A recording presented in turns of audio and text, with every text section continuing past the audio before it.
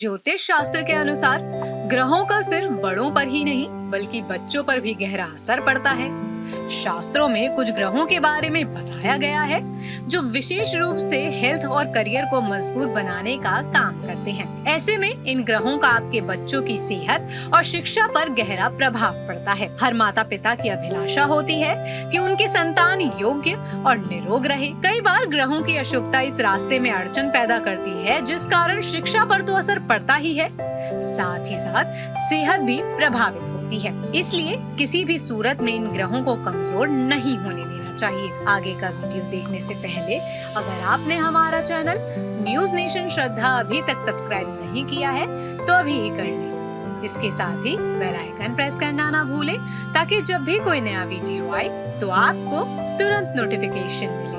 ज्योतिष शास्त्र के अनुसार जब जन्म कुंडली में बैठे ग्रह अशुभ फल देने लगते हैं तो संतान की शिक्षा प्रभावित होती है। कभी ग्रहों की स्थिति और कभी दशाओं के कारण शिक्षा बाधित होती है या फिर रुकने के भी योग बन जाते हैं। इसलिए कुंडली में बैठे ग्रहों की स्थिति का भी एक बार आकलन करना अत्यंत आवश्यक हो जाता है। कुंडली का पंचम भाव देता है शिक्षा की जानकारी। ज्योतिष शास्त्र में जन्म कुंडली का पंचम भाव शिक्षा से जुड़ा हुआ है। जब इस भाव पर पाप ग्रह की दृष्टि पड़ती है तो शिक्षा में दिक्कतें आती हैं। राहु और केतु को पाप ग्रह माना गया है। इसके साथ ही शनि और मंगल जब अशुभ हो जाते हैं तो भी व्यक्ति को शिक्षा में दिक्कतों का सामना करना पड़ता है। इसलिए इन ग्रहों को शुभ बनाने के लिए प्रयास करना चाहिए। कभी कभी शुभ ग्रह क्रूर और पाप ग्रहों की दृष्टि और दशाओं के दौरान परेशानी देने का कार्य करते हैं। ज्योतिष शास्त्र के अनुसार कुंडली का छठा भाव रोग का माना गया है।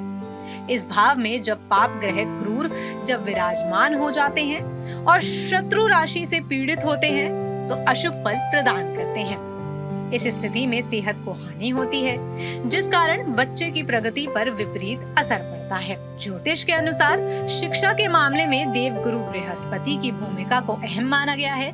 गुरु का संबंध ज्ञान से है। जब गुरु शुभ होते हैं तो व्यक्ति को शिक्षा के क्षेत्र में विशेष फल दिलाते हैं। इसलिए गुरु को शुभ रखना बहुत जरूरी माना गया है। गुरु के कारण ही व्यक्ति को उच्च पद और मान सम्मान प्राप्त होता है। वहीं बुध का संबंध भी बुद्धि से ही है। बुध ग्रह स्मरण शक्ति में भी वृद्धि करते हैं। बुध शुभ होने पर व्यक्ति की शिक्षा बाधा रहित होती है।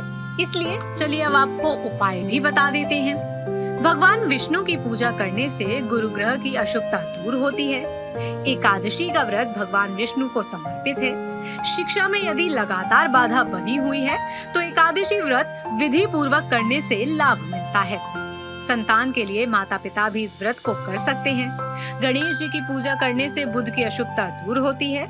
बुधवार को गणेश जी की पूजा करने से लाभ मिलता है। फिलहाल के लिए इतना ही। आपको हमारा ये वीडियो कैसा लगा और आप कौन से टॉपिक पर वीडियो देखना चाहते हैं हमें कमेंट करके जरूर बताएं। इसके साथ ही हमारे चैनल को सब्सक्राइब करना ना भूलें।